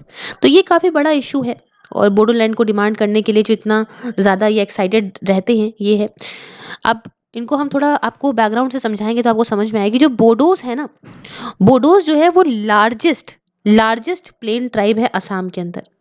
इन्होंने शुरू किया था अपना स्ट्रगल 1980s में कि हमको सेपरेट स्टेट चाहिए, हम इसको बोडोलैंड बनाएंगे। और इनको ये था कि भाई ये जो स्ट्रगल था, ये काफ़ी ये था कि भाई नॉन बोडोस वगैरह जो आ जाते हैं, है ना, तो उनको अलग करना है, हमें बोडोलैंड अलग बोडोस के लिए बनाना है। और इसी के चलते Bodoland autonomous council BAC accord को साइन भी करा गया था 1993 में। और इसी के साथ बोडोलैंड मूवमेंट जो है वो काफ़ी वायलेंट हो गया, आपका 1990s में बहुत वायलेंट रहा। फिर वक्त आगे बढ़ा, और वक्त आगे जैसे जैसे बढ़ा तो 2003 की बात है। 2003 में जब बोडोलैंड टेरिटोरियल काउंसिल अकॉर्ड को साइन करा गया, क्या कौन सा अकॉर्ड साइन किया गया था? बोडोलैंड टेरिटोरियल काउंसिल अकॉर्ड को साइन करा गया। और उसमें क्या था कि भाई मतलब मुद्दा इनका यही था कि हम 1.5 डिकेड जो इतना भाई पिछले 15 सालों से जो इतना भयानक मूवमेंट चल रहा है उसको हम खत्म कर सकें। किसके थ्रू? बोडोलैंड टेरिटोरियल अकॉर्ड के थ्रू। अब लेकिन ये जो अकॉर्ड था इसको अपोज करने लगे नॉन बोडोज जो थे, जैसे कि बंगाली वगैरह, है ना, ये जो आपका बंगाली स्पीकिंग मुस्लिम्स थे, है ना, जो बांग्लादेश से अंदर घुसे थे यहाँ पे, तो वो कहने लगे नहीं ये तो अकॉर्ड सही नहीं है। और नॉन बोडोज ने कहा कि भाई देखिए ये तो बवाल किया, और इन्होंने भी बवाल करना शुरू करा, मारना शुरू कर दिया, है ना, अबडक्शन शुरू कर दिए, समझ रहे हैं। तो ये सारी चीज़ हुई, और बोडो मिलिटेंट ने इनके ऊपर भी काफ़ी प्रेशर बनाया कि ऐसे कैसे यार, जब शांति हो रही है तो तुम क्यों नहीं कर रहे हो, तो इनको भी मारना पीटना शुरू कर दिया। तो ये एक टेंशन यहाँ पे शुरू हुई। अब हम मेन अगर बात करें कि आखिरकार बोडो प्रॉब्लम निकल के कहाँ से आ रही है मेन, तो जो मेन प्रॉब्लम है ये बहुत पुरानी दुश्मनी चल रही थी, जो उस समय की बहुत पुरानी बोडो ट्राइब्स हुआ करती थी, है ना, जो सालों सालों से यहाँ पे रह रही थी north northern banks of eastern Brahmaputra पे, है ना, ब्रह्मपुत्रा का जो नॉर्थ वाले का जो ईस्ट वाला हिस्सा है, ठीक है। तो यहाँ पे बोडो की जो बहुत पुरानी ट्राइब्स रहा करती थी, और अभी जो चले आए थे बंगाली स्पीकिंग इमिग्रेंट, जो बाहर से यहाँ पे बंगाली वाले लोग घुस आए थे, इनके बीच में काफ़ी ज़्यादा क्लैशेस यहाँ पे शुरू हुए। और बोडोस यहाँ पे अपनी खुद की लैंग्वेज बोलते थे, है ना। अब बोडोस खुद भी अपनी लैंग्वेज बोल रहे हैं, बंगाली आए हैं बांग्लादेश से, ये बोडो की लैंड लेना चाहते हैं, है ना, कि भैया क्योंकि उनके पास एग्रीकल्चर स्किल्स बहुत ज़्यादा हैं, आप जानते हैं बंगाल के अंदर राइस वगैरह कितना उगता है। तो इस वजह से इन दोनों के बीच में क्लैशेस हो रही हैं कि आखिरकार भाई हमारी लैंड है, हमारी को रहने, तो तुम क्यों बीच में इतना कूद रहे हो। बट यहाँ पे अब बात यहाँ तक आ गई कि बोडोस ने कहा हमें खुद की स्टेट चाहिए, ठीक है, और यहाँ पे हमें नॉन बोडोस से एकदम अलग रहना है ना। और ये जो BTC, जैसे कि मैं आपको बताया, बोडोलैंड टेरिटोरियल काउंसिल का जो ये क्रिएशन था, ये भाई इसमें बहुत सारे प्रोटेस्ट हुए, नॉन बोडोस ने काफ़ी ज़्यादा प्रोटेस्ट करे, है ना। तो ये सारी यहाँ पे बातें हैं जो मेन चलती चली आ रही हैं। क्योंकि देखिए यहाँ पे बात ये है कि जो यहाँ पे जो बोडोज हैं इतने ज़्यादा हैं, लेकिन इनको तब भी ये है कि भाई मुस्लिम पॉपुलेशन, जो बंगाली स्पीकिंग मुस्लिम्स हैं वो यहाँ बढ़ रहे हैं, तो इनको प्रॉब्लम होगी। हालांकि ये मुस्लिम्स जो हैं वो आपके थोड़े थोड़े फॉरेस्ट में रहते हैं, कुछ आपके इधर सैंड बार्स में रहते हैं, तो ऐसा आपको देखने को मिलेंगे। लेकिन अभी अगर हम देखें, ये जो बोडो टेरिटोरियल एरिया डिस्ट्रिक्ट है ना, तो इसमें चीज़ क्या है कि भाई ये बोडोस को ज़्यादा सिक्योरिटी प्रोवाइड करती है, बाकी को नहीं प्रोवाइड करती। इसलिए भी थोड़ा ये लोग यहाँ पे अपोज कर रहे हैं, जो बाहर बाहर के नॉन बोडोज हैं, जिनको आप कह सकते हो नॉन बोडोज, ये मुस्लिम्स वगैरह जो बंगाली मुस्लिम्स हैं। उसके बाद बात आती है बोडोलैंड टेरिटोरियल काउंसिल के बारे में। तो देखिए 2008 की बात है, जब ये जो बाहर से आए हुए लोग हैं ना, इनके खिलाफ यहाँ पे बवाल शुरू हुआ, है ना, और वायलेंस शुरू हो गई। और हुआ क्या था कि भाई 2003 में जो बोडोलैंड अकॉर्ड हुआ था उसके बाद चीज़ें ख़राब होने लग गई थी। इसमें ये था कि हम बोडो लैंग्वेज को जो है वो सेव करेंगे, वहाँ की जो लैंड है उसको सेव करेंगे, वहाँ का जो सोशियो कल्चर राइट्स हैं, जो वहाँ की एथनिक आइडेंटिटी है उसको जहाँ पे सेव करेंगे। और जो ये अकॉर्ड था उसने सीधा-सीधा साफ शब्दों में कहा था कि जो आपका स्टेट किया था that N autonomous self governing body will be constituted. एक अलग बॉडी बनाई जाएगी, एक अलग सेल्फ गवर्निंग बॉडी बनाई जाएगी जिसका नाम रखेंगे बीटीसी। क्या नाम रखेंगे? बीटीसी। क्या नाम होगा उसका? फुल फॉर्म होगा बोडोलैंड टेरिटोरियल काउंसिल। ठीक है, आसाम के अंदर ही बनाई जाएगी। और इसमें क्या होगा कि जो भी आपका जो भी इकोनॉमिक, एजुकेशनल, लिंग्विस्टिक है ना, लैंग्वेज से रिलेटेड, या आपका जो भी लैंड वगैरह का प्रिजर्वेशन है, या लैंड के राइट्स हैं, या सोशियो कल्चर राइट्स हैं, है ना, जो बोडोज से रिलेटेड हैं, वो सारी चीज़ों को ये बीटीसी मतलब बोडोलैंड टेरिटोरियल काउंसिल जो है वो प्रोटेक्ट करेगी। ठीक है, इन सारी प्रोविजंस के बावजूद भी बोडोज अपने आप को वहाँ पे सिक्योर नहीं मानते, डरा डरा मानते हैं कि उनका सब कुछ छीन लिया जाएगा और हमें इस वजह से बोडोलैंड चाहिए। जो area BTC Bodoland territorial council के अंदर आता है, उसके जुडिशन के अंदर आता है, उसे हम लोग बोलते हैं बोडोलैंड टेरिटोरियल एरिया डिस्ट्रिक्ट। बस खाली बोडोलैंड टेरिटोरियल एरिया डिस्ट्रिक्ट को मान लीजिए, है ना, तो BTAD कहते हैं। इसमें अगर आप कहो तो इस बीटीसी में करीब 70% नॉन बोडो पीपल भी हैं जो कि बोडो लैंड के क्रिएशन के अगेंस्ट हैं। वो नहीं चाहते कि बोडो लैंड बने, है ना। ये चाहते हैं कि भाई they are demanding cancelling villages having less than 50% Bodo people from BTC. मतलब यहाँ पे जिनके जो ये डिमांड करते हैं नॉन बोडोज लोग कि ऐसे गांव, ऐसे विलेज जिनके अंदर 50% से कम बोडो की पॉपुलेशन है, उनको बोडोलैंड टेरिटोरियल काउंसिल से भी हटा दिया जाए। अब ये जो बोडोलैंड टेरिटोरियल एरिया डिस्ट्रिक्ट है, इसमें कुछ 4 नई डिस्ट्रिक्ट आ गई हैं। पहला नाम है आपका कोकराझार, है ना, ऐसे ही समझिएगा, बुक में तो है ही, लेकिन आप कहानी की तरह समझोगे तो आपको थोड़ा सा नाम याद रहेगा, कोकराझार। दूसरा है बक्सा, है ना, बक्से में सामान रखते हैं ना, तो बक्सा। तीसरा है उदलगुरी, उदलगुरी, उधल रहे हैं इतना तो उधलगुरी। और चौथा है चिरांग, है ना, इतनी चिरान मचा दी है कि चिरांग है ये। इसमें ही अगर आप मान लो तो 35% आसाम का कवर हो जाता है। हम्म? अब जो मेन प्रोविजन थी मेमोरेंडम ऑफ सेटलमेंट के अंदर, जो कि आपका बीटीसी बोडोलैंड टेरिटोरियल काउंसिल के क्रिएशन से रिलेटेड थी, तो इसमें क्या था कि ये आपका प्रोविजन आ रही थी 6th शेड्यूल जो कॉन्स्टिट्यूशन का, उसके अंदर इसको बीटीसी को बनाया गया था। एक आज़ाद बॉडी थी, आसाम के अंदर थी, है ना, इंडिया के अंदर थी, कि बोडोज की सारी जो लिंग्विस्टिक है, एजुकेशनल है, आपका सोशियो कल्चर राइट्स है ना, इनको सबको हमको बचाएंगे, हम इनका इंफ्रास्ट्रक्चर जो है डेवलप करेंगे बीटीसी एरिया का। तो ये सब मेन प्रोविजन थी इसके अंदर।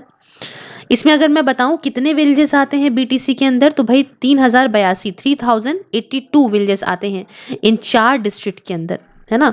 और करीब 40% रिप्रेजेंटेटिव्स और जो आपके इसके अंदर हैं बीटीसी के, वो 40% इलेक्टेड रिप्रेजेंटेटिव हैं, और असम गवर्नमेंट जो है वो 6 और नॉमिनेट कर सकती है। हम्म। अब बाकी के जो ये इलेक्टेड रिप्रेजेंटेटिव्स हैं, इसमें 30 सीट्स, 30 सीटों को रिजर्व करा गया है ट्राइबल्स के लिए, 5 को रिजर्व करा गया है नॉन ट्राइबल्स के लिए, और बाकी सारी जो 5 बची वो जनरल जो कंटेस्टेंट होते हैं उनके लिए ओपन है। तो इतना कुछ आपसे कोई नहीं पूछ रहा है, बस आपको मजे के लिए बता दिया गया, और किताब में लिखा है तो मैंने भी आपको बता दिया। अब बात आती है national democratic front of Bodoland की। इसका हम शॉर्ट फॉर्म एब्रिविएशन में बोलेंगे तो बोलेंगे NDFB। ठीक है, तो ये क्या है? ये एक आर्म्ड सेपरेटिस्ट आउटफिट है ना। ये जो है आप कह सकते हो, ये जो ये पाती है आप एक sovereign Bodoland for the Bodo people in Assam, समझ रहे हैं। इनको चाहिए, इनको क्या चाहिए? एक खुद की आजाद बोडोलैंड चाहिए, जो यहाँ पे बोडो जो लोग हैं असम के वो रहेंगे, समझ रहे हैं। क्या नाम है? National democratic front of Bodoland. इनको भी एक बोडोलैंड चाहिए जहाँ पे बोडो लोग रहेंगे असम के, और इसको सेंटर ने एक टेररिस्ट ऑर्गेनाइजेशन बना दिया है। तो आप समझ लीजिए कि जो भी ऑर्गेनाइजेशन एक सेपरेट इंडिया से अलग चीज़ें चाहती है, उसको टेररिस्ट ऑर्गेनाइजेशन ही घोषित करना सही है। इसको कब फॉर्म किया गया था? तो ये 1998 में फॉर्म हुई थी, और ये कहती है कि इसमें बोडो जो लोग हैं वो रिप्रेजेंटेटिव हैं। 10% असम की पॉपुलेशन के हैं वो लोग, जो लोग इसके रिप्रेजेंटेटिव हैं, इनका ये कहना है। और इनके जो सबसे ज़्यादा जो दुःख दर्द है, जो सबसे ज़्यादा मेन दुःख दर्द है इनके, वो ये है कि हमारे रीजन का डेवलपमेंट सही से नहीं हो रहा है, बाहर से लोग आए जा रहे हैं, है ना? इश्यूज़ हैं इंडिया में, हम जब से आए हैं तो हमें सही से जो है अपना काम नहीं करने को मिलता है। तो हमें इस वजह से एक बोडोलैंड बनाना है। कई सारे अटैक भी करा करती हैं ये असम की आम जनता पे, है ना? और बहुत सारी दिक्कतें करती हैं। और अभी हम इनके रीसेंट अटैक्स की बात करें तो 2005 की बात है। उस वक़्त क्या हो गया था कि इन्होंने भई इतना तब तक इतना बवाल करा था कि 2005 में इन्होंने एक सीज़ फायर, मतलब शांति के लिए सीज़ फायर एग्रीमेंट साइन करा यहाँ सेंटर के साथ में। बट तब भी इनके कुछ जो लोग हैं वो बवाल करते ही रहते हैं, करते ही रहते हैं। बल्कि अभी अभी 6 साल पहले 2014 में करीब 32 लोगों को मार दिया गया था, कई सारे लोग इंजर्ड हो गए थे असम के अंदर, है ना? और बहुत सारे अटैक्स इन्होंने करे गए थे। और आप कह सकते हैं बहुत सारी मिलिटेंट जो एक मिलिटेंट ऑर्गेनाइजेशन थी, वे बिलॉन्ग कर रही थी एंटी टॉक्स आई के सोंगब जीत फैक्शन ऑफ एनडीएफबी से, मतलब सोंगजीत फैक्शन ये एनडीएफबी है, national democratic front of Bodoland, आगे एस लग गया है तो मतलब यहाँ पे सोंग बिजित, ठीक है? जैसे कि हमने वहां नहीं पढ़ा था वो नागालैंड वाले में इसक मुइवा और के, मतलब खापलांग के आगे के लग जाता है, इसक मुइवा के अंदर आई एम लग जाता है, वैसे ही यहाँ पे इन्होंने एनडीएफबी एस लगा दिया है। तो इन्होंने काफ़ी बवाल यहाँ मचाया। और ये जो पूरा बवाल था ना, असम सरकार से तो संभला नहीं, तो बेचारों ने भाई इसको उठा के हैंड ओवर कर दिया था एनआईए को, मतलब नेशनल इन्वेस्टिगेशन एजेंसी को। और भाई इनको ये डर था, बोडोस को भी बड़ा डर है कि ऐसा ना हो कि हम जो कर रहे हैं इससे हम अपनी पॉलिटिकल चीज़ें भी खो दें, है ना? और इस वजह से बहुत अटैक्स वगैरह होने लग गए इमिग्रेंट्स के ऊपर, है ना? ऐसी बोडोलैंड टेरिटोरियल एरिया डिस्ट्रिक्ट वगैरह पे। तो बस इनको अपनी जगह ही के बहुत ज़्यादा डर है, और चाहे इतनी प्रोटेक्शन इनको प्रोवाइड करी जा रही है, इनको डर बड़ा है कि हाँ भाई चला जाएगा, सब कुछ हमारे हाथ से चला जाएगा, चाहे जितना भी प्रोटेक्शन है तब भी बाहर के लोग आ रहे हैं तो ले जाएंगे, ले जाएंगे, ले जाएंगे करके। उसके बाद बात आती है कार्बी एंगलोंग इशू की। तो देखिए कार्बी एंगलोंग डिस्ट्रिक्ट जो है, वो जो जितनी भी असम के अंदर 27 एडमिनिस्ट्रेटिव डिस्ट्रिक्ट हैं उनमें सबसे बड़ी डिस्ट्रिक्ट यही है। और दीफू टाउन, दीफू जो एक टाउन है, ये हेडक्वार्टर है इस डिस्ट्रिक्ट का। दीफू का मतलब DIPHU इसकी स्पेलिंग है। अब लेकिन हम देखें तो जो मोस्ट बैकवर्ड डिस्ट्रिक्ट है ना हमारी देश की, हमारी कंट्री की, उनमें से जो 250 में मेन मोर जो सबसे ज़्यादा बैकवर्ड डिस्ट्रिक्ट है, तो उसके अंदर एक वन ऑफ दी जो है वो कार्बी, ये जो एंगलोंग भी आती है। समझ रहे हैं? तो इसको बहुत ज़्यादा ज़रूरत है कि भाई इसको हमें बढ़ावा देना है, अच्छा करना है।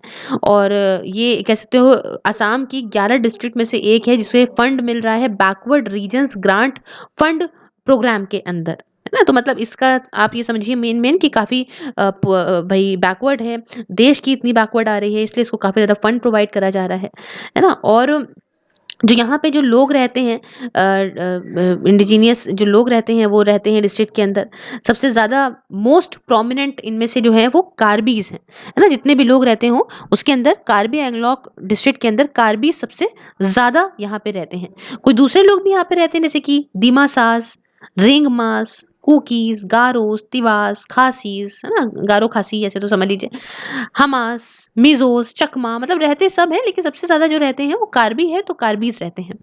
क्लियर है? तो बहुत सारे ऐसे क्लैशेस हुआ करते हैं इन ग्रुप्स के अंदर, इंसर्जेंट्स ग्रुप के अंदर, है ना? तो होता क्या है कि काफी ज्यादा वायलेंट क्लैशेस देखने को अ, मिलती रहती हैं, जो आपके कार्बी पीपल्स लिबरेशन टाइगर्स के लोग हैं और आपके Rengma Naga hills protection force के लोग हैं। तो इस डिस्ट्रिक्ट में, कार्बी एंगलोंग डिस्ट्रिक्ट में काफ़ी ज़्यादा देखने को मिलती है। दिसंबर 2013 में 14 में देखने को मिली है।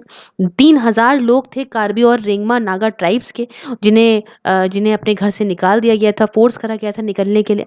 तो ऑलरेडी आप देख रहे हैं कि कितना ज़्यादा भयानक हालत है, बैकवर्ड है, उसके बावजूद इतनी इंसर्जेंसी इसके अंदर, तो यही इसके बैकवर्ड होने का और बड़ा कारण बन रहा है। अब देखिए जो यहाँ पे ये जो Karbi Longri NC hills liberation front है ना? शॉर्ट फॉर्म समझिएगा, इसका शॉर्ट फॉर्म में कहते हैं इसको KLNLF, है ना? तो ये जो है ये भाई भाई ये चाहती हैं कि हमें एक स्टेट ऐसी बना के दीजिए जिसमें आपके जो है वो 2 हिल डिस्ट्रिक्ट हों, पहली हिल डिस्ट्रिक्ट हो जिसका नाम हो कार्बी एंगलोंग और दूसरी हो दीमा हसाओ। ठीक है, एक हमें चाहिए कार्बी एंगलोंग, दूसरी चाहिए दीमा तुम हसाओ मतलब दीमा हसाओ।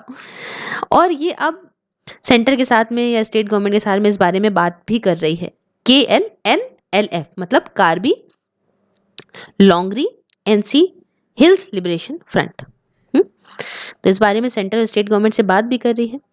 और जब ये जो KLNLF है इसने suspension of operation agreement sign किया था कि जो भी बवाल कर रही हैं इसको अब ये नहीं करेंगी, तो सरकार के साथ में इन्होंने और असम की सरकार के साथ में इन्होंने साइन भी किया था ऐसा अग्रीमेंट। और भाई कहा था कि हम ये बवाल नहीं करेंगे। हाँ, तो 2010 वस में साइन करा गया था। करीब 20 कैडर आउटफुट की अलग भी हो गए थे। और भाई जब ये हुआ क्या था कि जब ये इन्होंने आपका KLNLF ने जब ये साइन कर दिया कि चलिए हम बवाल नहीं करेंगे, तो सारे लोग तो एक साथ अग्री करते नहीं हैं, तो उनमें से कुछ 20 कैडर अलग हो गए और इन्होंने अपना खुद का बनाया KPLT। KPLT बना लिया 2010 में।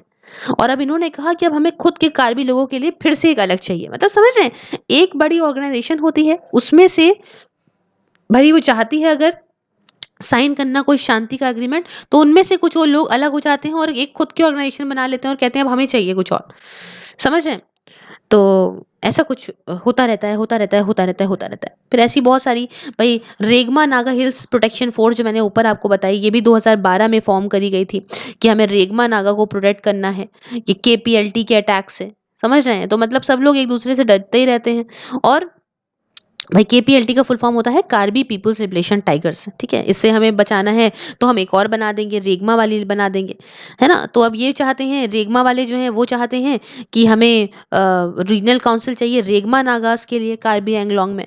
तो ये एक तो ऑलरेडी इतना बैकवर्ड एरिया, उसके बाद इतने सारे इंसर्जेंट ग्रुप। और आप इसमें कंफ्यूज मत होइएगा कि आपको मैम नाम कैसे समझ में आ रहा है, नाम हम कैसे याद रखेंगे। तो देखिए, नाम तो एक बार आपको किताब पढ़ोगे समझ में आ जाएगा, लेक्चर देखोगे समझ में आ जाएगा। दूसरी बात ये कि अगर आपको बहुत अच्छे से चीज़ों को याद रखना है, तो आप जो नाम है उसी तरीके से याद रखो, कोई भी परेशानी वाली बात आपको होगी ही नहीं, है ना। You don't have to memorise things, you just have to remember that, you just have to use your common sense कि अगर नाम यहाँ पे कार्बी एंगलोंग है, अगर मान लीजिए यहाँ पे रेगमा नागा है तो रेगमा नागा के लिए वो लड़ रहे होंगे, कार्बी एंगलोंग चाह रहे हैं तो कार्बी एंगलोंग को अलग कर रहे होंगे, कार्बी में से कुछ हिस्सा पा रहे होंगे। समझ रहे हैं? अब देखिए, मेन मुद्दा यहाँ पे बड़ा चला है, इशू क्या है नेशनल रजिस्टर ऑफ सिटीजन के साथ में। तो देखिए, असम जो है इसके पास इशू है कि यहाँ बांग्लादेश से लोग बहुत आ रहे हैं लॉन्ग टाइम से, बहुत ज़्यादा। यहाँ आप जानते हो असम में बहुत स्टूडेंट्स ने इसके खिलाफ 1980s में बहुत बवाल उठाया था, है ना। और NRC भाई 1951 में यहाँ पे हुई थी। हाउस होल्डिंग इनका जो भी था, चीज़ें बहुत शुरू हुई थी। और भाई यही है कि हर एक विलेज होल्डिंग जो भी विलेज वगैरह हैं, है ना, और लोगों के नंबर जो यहाँ रह रहे हैं उनके नाम सब कुछ उसमें दिया हुआ है ना। और अभी इतने सालों में ये चाहते हैं कि भाई NRC अपडेट करी जाए। NRC वहाँ के जो असम के लोग हैं वो चाहते हैं। और अभी खैर इस बारे में तो ये किताब थोड़ा सा पहले तो हुई थी, ये हो भी गया, 19 लाख ऐसे लोग भी निकले जो बेचारे इनका नाम नहीं था लिस्ट के अंदर। तो वो वहाँ के लोग चाहते थे कि इतने बाहर के लोग आ गए हैं कि समझ नहीं आ रहा कैसे क्या होगा क्या नहीं होगा। तो ये तो काफ़ी ज़्यादा बवाल हुआ, इस पे बहुत लोचा हुआ है। और ये तो करंट अफेयर का एक पार्ट है, इस किताब में नहीं दिया है। और अपडेटेड मैं बताऊँ तो अभी NRC वहाँ पे एग्जीक्यूट हो चुकी थी और इसमें बहुत सारे ऐसे इलीगल नाम थे जो नहीं आए, उसमें से बहुत सारे ऐसे भी थे, गरीबों के नाम भी थे। और इश्यूज़ भी बहुत सारे हुए कि भाई जिनके पास पैसा था मे बी उन्होंने अपने नाम लिस्ट में ले आए ऐसे करके। और इसी के साथ जो अभी जो नया वाला अमेंडमेंट आया सिटीजनशिप का, अमेंडमेंट एक्ट का, उसके लिए देश भर में बड़ा नाटक हुआ था इस कोरोना से पहले। तो ये सारे हैं इश्यूज़। उसके बाद बात आती है असम अकॉर्ड 1985 की। तो इतना जो फॉरेनर्स को लेके बवाल हुआ था और असम अकॉर्ड को साइन करा गया था 1985 में सेंटर और ऑल असम स्टूडेंट यूनियन के बीच में। और द सिटीजनशिप एक्ट 1955 को अमेंड भी करा गया था। अकॉर्ड के हिसाब से बातें ये थी कि जो सारे फॉरेनर्स, सारे ही जो बाहर से लोग आए हैं आपके 1951 से 61 के बीच में, इनको तो पूरी सिटीजनशिप दे दी जाएगी। ठीक है, आप नागरिक हैं असम के, है ना, वोटिंग वगैरह भी कर सकते हैं। लेकिन जो लोग आए 61 से 71 के बीच में, इनको हम क्या करेंगे, बाहर निकाल देंगे। इमिग्रेंट्स जो 71 के बाद जो आए हैं, sorry I am so sorry, 51 से 61 के बीच में जो आए उनको तो पूरी तरीके से नागरिकता दे दी जाएगी। 61 से 71 के बीच में जो आए उनको नागरिकता तो यहाँ पे मतलब आप रह सकते हो, आप रहिए, लेकिन 10 सालों तक आप वोट नहीं दे सकते हो, ठीक है। और 71 के बाद जो आए हैं इनको जो है वो ऐसा माना जाएगा कि भाई ये इलीगल है, उनको बाहर निकाल दिया जाएगा। मतलब जो बेस ईयर है वो 71 मान के चल रहे हैं असम अकॉर्ड के हिसाब से 1985 के। अभी करेंटली देखें तो असम जो है अपडेट हो गई है ना। रिसेंटली अभी हमने बात पूरी करी भी है ना। 1.9 करोड़ जो नाम है टोटल एप्लीकेंट्स के, भाई उसमें जो है वो रिलीज करे हैं फाइनल नाम, है ना। और 30 जुलाई को ये अपडेट भी हुई थी, ड्राफ्ट वगैरह जो फाइनल ड्राफ्ट था। तो ऐसा कुछ है, नेम्स करीब 40 लाख लोगों के फिगर आउट नहीं हुए हैं, लिस्ट में दोबारा निकली थी वो 19 लाख बचे थे शायद, उसमें ऐसा कुछ हुआ था। तो इसका इम्पैक्ट क्या है वो जानते हैं। पहली चीज तो इतना पैसा गया, है ना। अभी देखें तो भाई 40 लाख 19 लाख जो भी हैं, इतने सारे सिटीजन्स ने अपनी सिटीजनशिप खो दी, है ना। और मेन चीज ये है कि भाई बांग्लादेश से कह दिया गया कि भाई आप क्या मुद्दा नहीं है हमारे, ये आप परेशान ना हो, तो आप उनको कहाँ भेजोगे, डिटेंशन कैंप बनाओगे तो उनका खर्चा पानी ये वो, ठीक है। अब राइट टू वोट आप छोड़ सकते हो, राइट टू वोट उनका बिल्कुल छूट गया। बहुत ज्यादा भाई उनके लिए नौकरी पेशा सब चीज़ों की बहुत बहुत बहुत ज़्यादा हैपेटेड। और एक तरीके से सेंट्रल गवर्नमेंट के लिए भी बहुत बड़ा ये प्रेशर है, इतने बड़े लेवल को मैनेज करना, है ना। इतना बड़ा टारगेट इंसर्जेंट ग्रुप का आसाम के अंदर, फिर उसके अंदर वो लोग बोराएंगे तो वो हथियार खड़े कर लेंगे। तो ऐसी बहुत सारी चीज़ें हैं जो इसका इम्पैक्ट इस एनआरसी वगैरह के इस चीज़ों पे पड़ सकता है या पड़ा है या जो भी।